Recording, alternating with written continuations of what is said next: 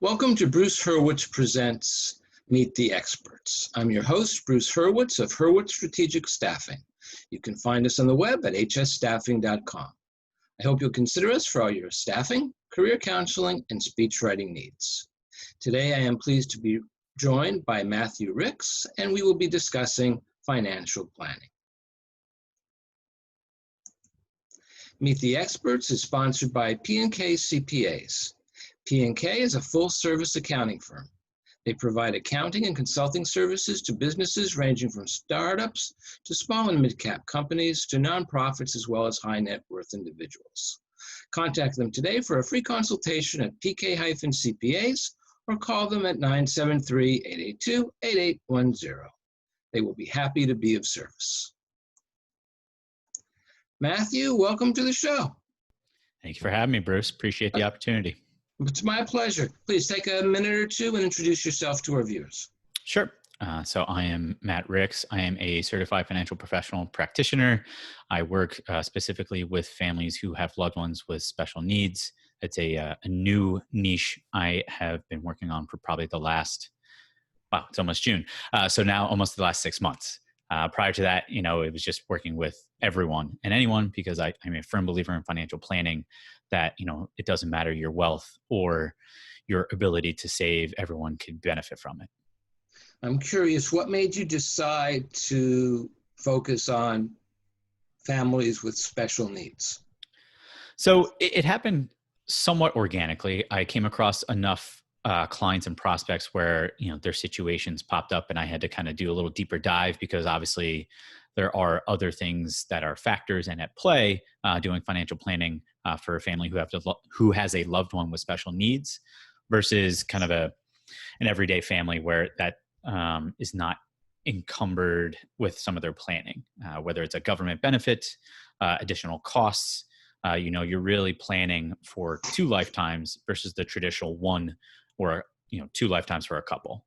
And then I did some research on kind of what other planners are working with this community and found that it's kind of severely lacking. There are some out there, but compared to a lot of other specialists and niche opportunities, this one did not have that many players, at least those that outwardly market themselves as helping that community. So I felt there was an opportunity there.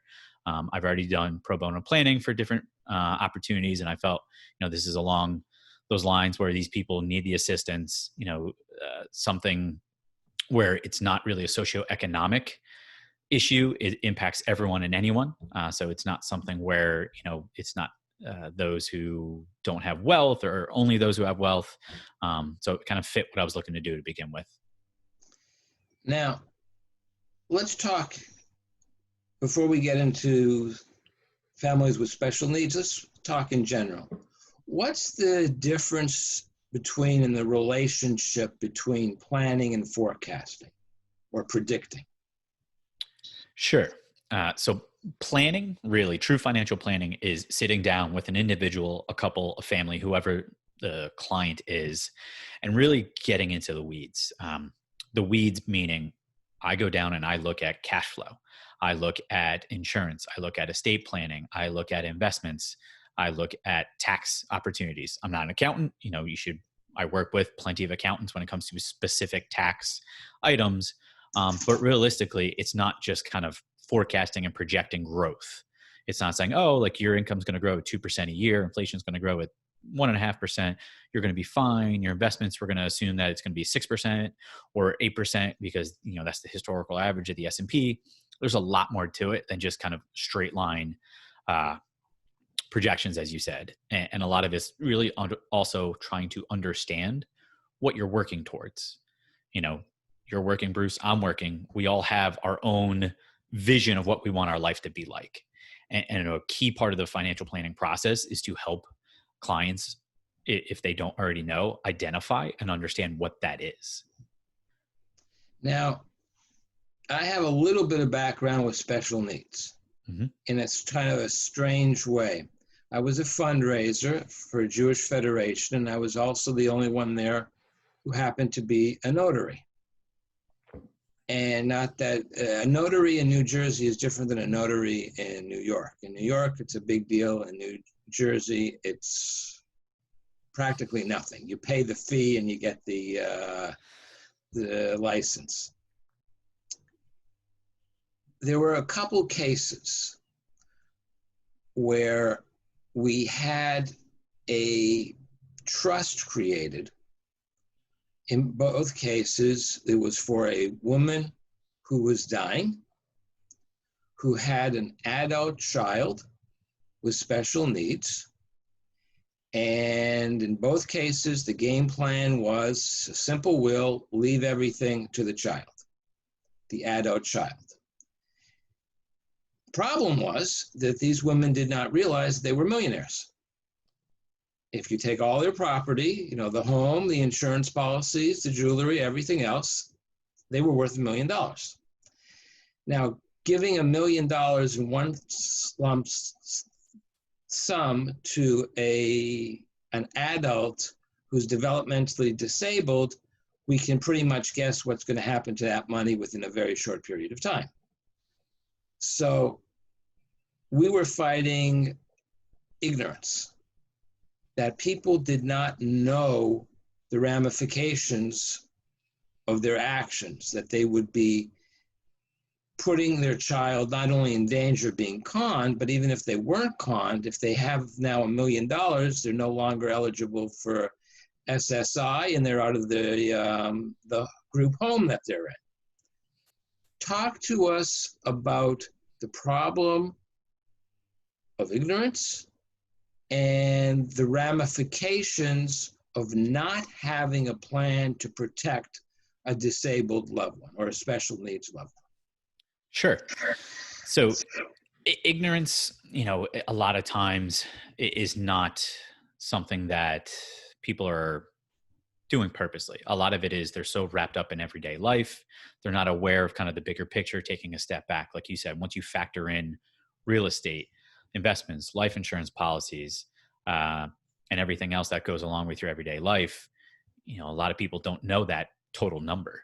And that's one of the beauties of financial planning is that's one of the first things you do is you get everything on a piece of paper and say, this is what you're worth. These are your liabilities. Here's kind of the full picture. So it is a issue that it's not just this community. It's a broader issue across the entire population, to be honest with you, Bruce.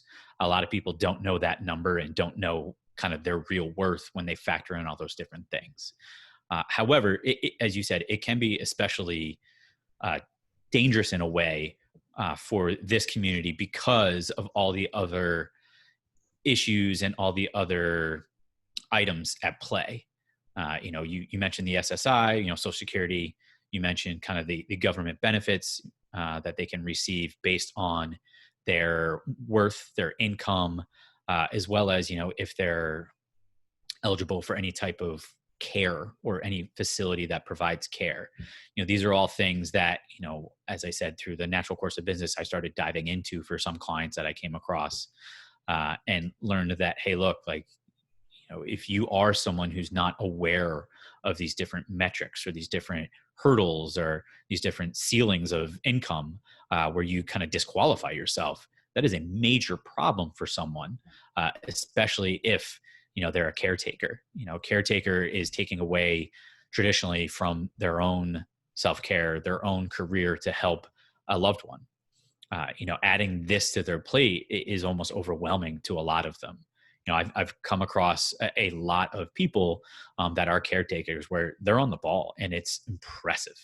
They know this stuff better than I do.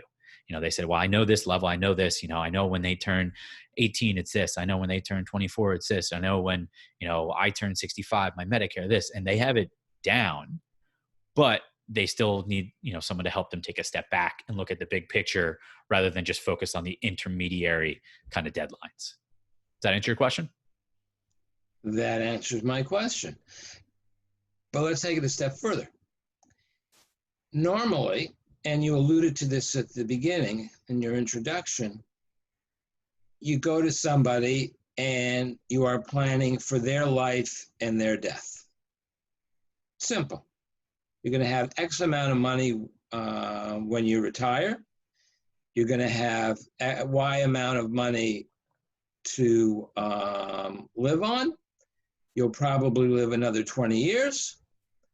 If you last longer, then we've factored that in by doing this, that, and the other thing, and that's it.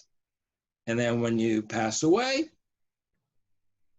your will takes over and your relatives get whatever you have decided to leave to them. But in this case, the retirement isn't just for the individual, it's also for the special needs person, because now they're going to have to live on that, which means you're going to have to set up a trust for them. That's more of a question than a statement.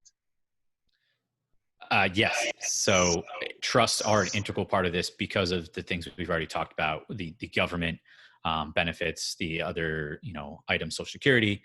So a lot of that portion of it comes into play where, I mentioned accountants, I work with the accountants. A good trust and estates attorney is a key part of the relationship to make sure that the financial plan incorporates all of that and that is covered well before, if we have the time, before that person, that caretaker enters retirement.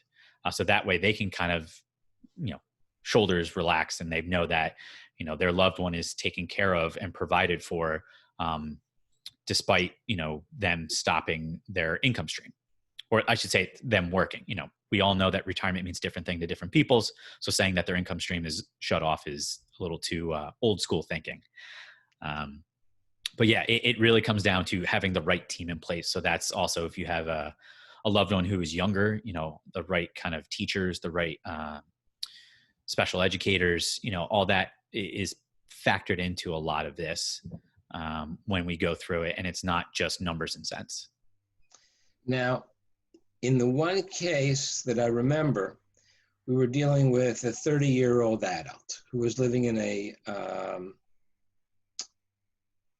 not an assisted living home, but a group home. Group home was the term I was looking for. Now, let's just use him as an example. We've got John Smith Sr., who's the father of John Smith Jr., who's living in the special home. John Smith Sr.'s will says that when he passes, everything he owns goes into the John Smith Jr. Trust Fund. And because it's going into a trust, it's not actually going to his son, and therefore his son's not inheriting anything, so he's protected. Correct? That's how the trust works? At that high level, yes. Okay. Yeah. There's obviously a lot of other things in play, but just using that specific information, yeah. Okay. So I'm notarizing this trust, and I asked the woman if she wanted me to read her the document. She said, no, I trust you. And that's very nice, and it's not my job. All I have to do in New Jersey is to confirm that Jane Doe is Jane Doe. That's it. That's my sole responsibility. And she proved it to me with whatever identification she had, plus the fact that the social worker identified. But still, I figured, this is important. And what she was interested in was the stamp I had, the hand press. I forget the technical name for it. And there was obviously, she was already in her own mind, it was over and done with, and she actually passed away a couple weeks later. Now, she was dying of liver cancer. Okay. So there was no question about what and when. We would be off by a week, but we knew it was coming. Now, for her son, he only wanted 1, 2, 3 things, basically one thing. Once a week to go bowling and to McDonald's. And there was enough money for that and more. Now, that was what he wanted, let's say, at age 30. Possibly at age 40, he'd want something else. So you still have to be able to take into account the changing desires and possibly the needs, because you never know what the government's going to do, for the recipient or the beneficiary. How do you do that? Yeah, that's an absolutely accurate depiction of how this could play out. Someone at 30, regardless of, whether or not they are special needs, they're going to change by the time they're 40. That's just the fact of life. A lot of that comes down to, with that special needs trust, with that will, with that estate plan, working with a good attorney, working with someone who closely knows the heir, and say, okay, what care are they in? And in your case, this person was in a group home. So it's Correct. maybe pulling in the director of the group home or an employee of the group home who worked closely with Junior and saying, okay, this is what he likes, and you can write, I'm not an attorney, but I've seen enough of these and worked with enough of them. So you can write, a vague enough description within the trust that just accounts for, Junior's desires and wants. And, you don't have to say strictly bowling and McDonald's.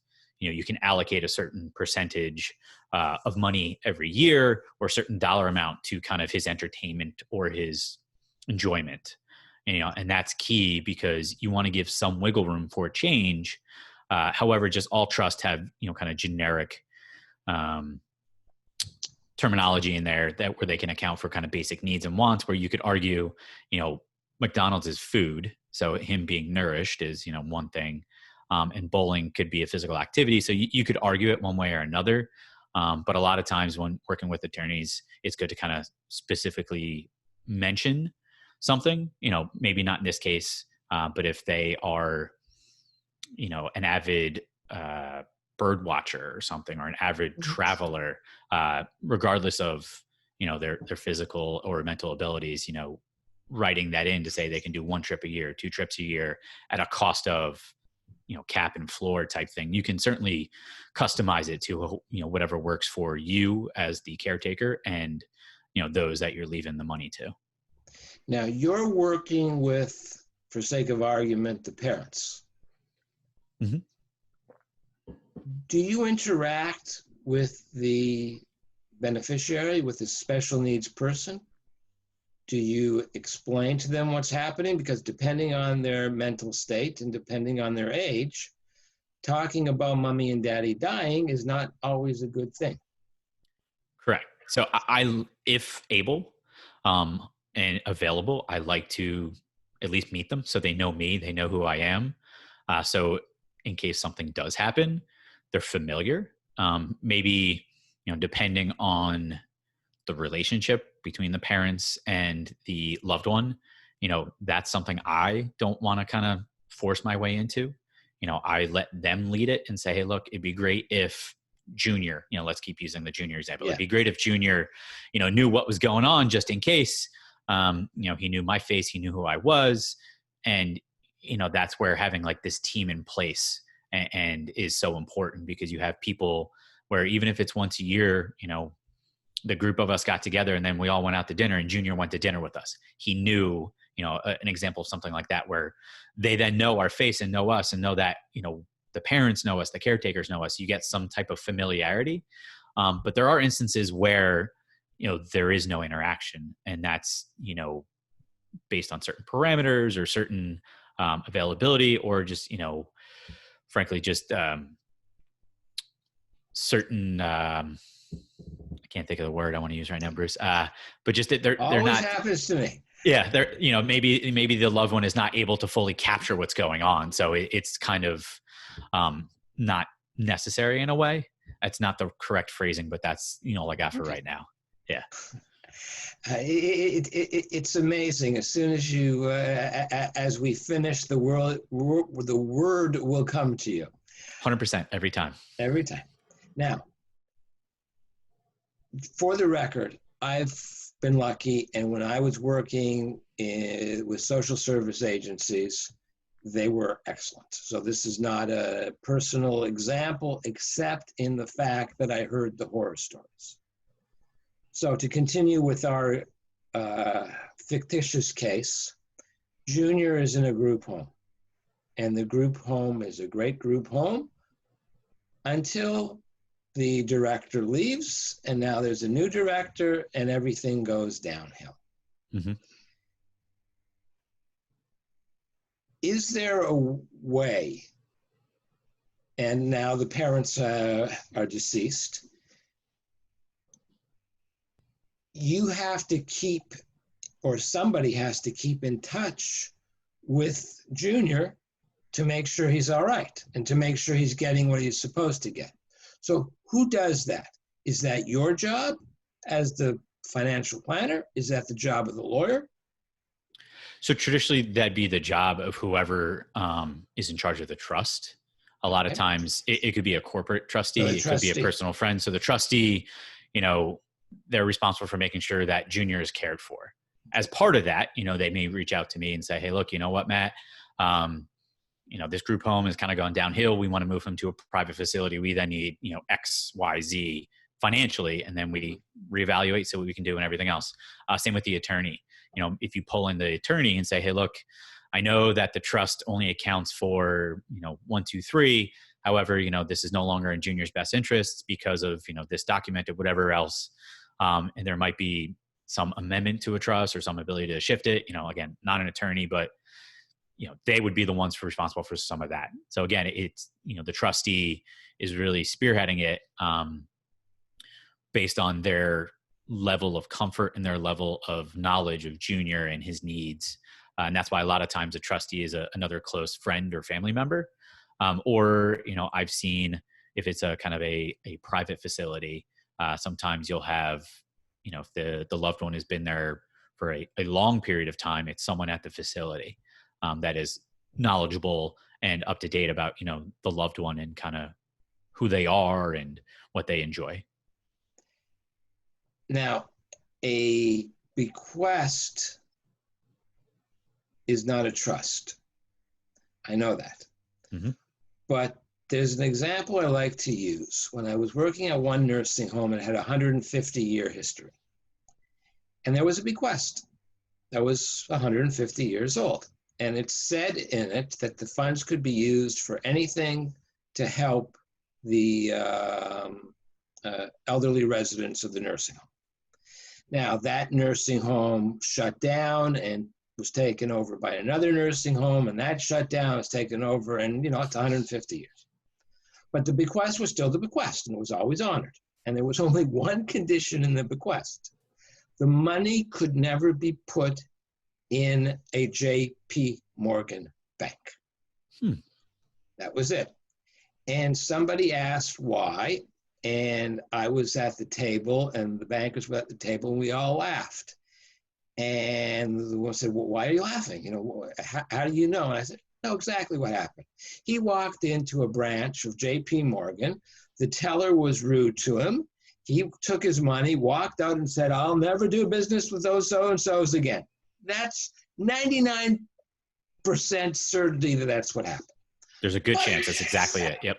And that's fine, except for one little thing. The money wasn't in J.P. Morgan. It was in Bank A. And then it was in, let's say, Chemical Bank. And then, to make a long story short, Chemical Bank was taken over by Chase, and then Chase merged with J.P. Morgan. Now we have a problem. The money is now in the J.P. Morgan Bank. We have to honor the requests of the donor. So we all sat down, and the money was being very well managed. It was conservative. We were getting good return. Nobody had any complaints. The important thing that the man wanted when he set it up was that the elderly would be helped, and the elderly were being helped.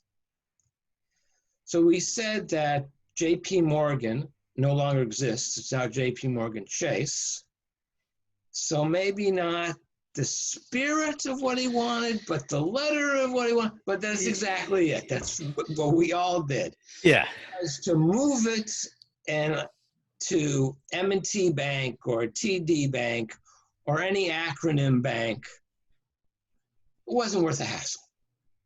So we all agreed, as the trustees, as the beneficiaries, whatever, it's okay.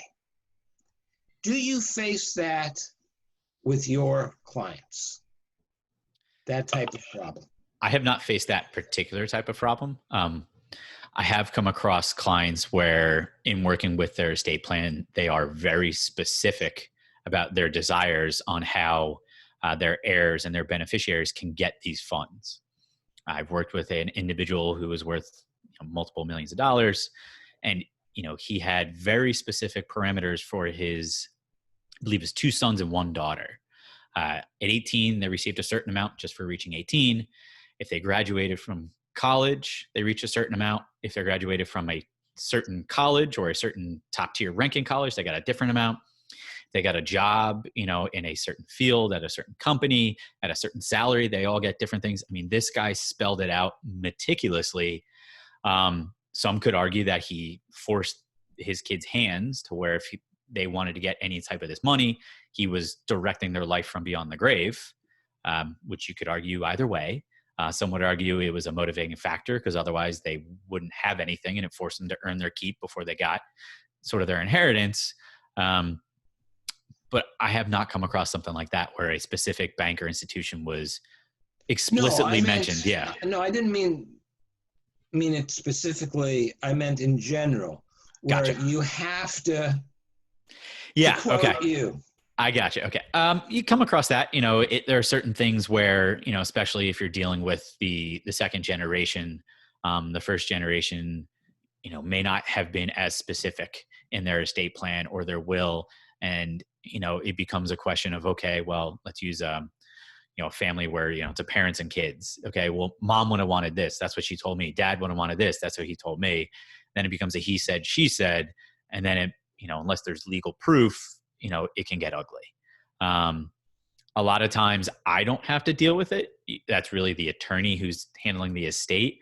But what it does from my end is it could potentially slow down the estate process to where these funds are still kind of just doing their thing and they're not dispersed, where based on timing and everything else, there could be a potential problem there.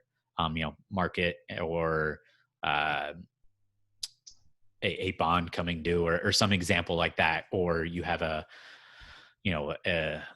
debt liability or something that you have to, come through. They were a business owner and they have a note, there could be certain impacts there, but, I would work with the attorney until the estate's resolved because of the disputes.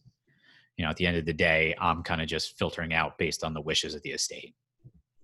Final question, general question. Yeah. What advice do you have? What instructions do you have for someone watching this right now and they have a special needs child who they're responsible for, a relative, or whomever who they're responsible for? What do they need to know? What should be top of mind? They've done nothing. Top of mind is, the most important thing is the estate plan, in my opinion. People will say, well, your financial planner should be the finances. Yeah, that is important.